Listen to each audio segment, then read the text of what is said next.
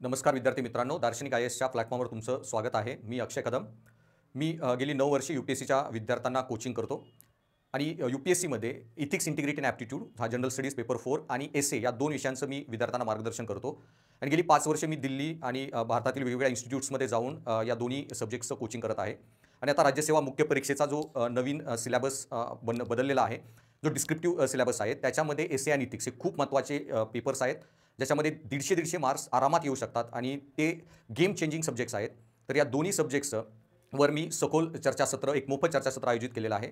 तर 5, 6, 7 फेब्रुवारीला दुपारी 1:30 ते 3:30 वाजता हे मोफत चर्चासत्र आयोजित केलेलं आहे. स्वराज अकॅडमीचे धनंजय मते सर त्यांच्या मार्गदर्शनाखाली आणि त्यांच्याच ऑफिस आणि क्लासरूममध्ये हे चर्चासत्र आहे. तर पेरोगे पोलीस चौकीजवळ धनंजय मते सर स्वराज अकॅडमी या ॲड्रेसवर हे चर्चासत्र आहे.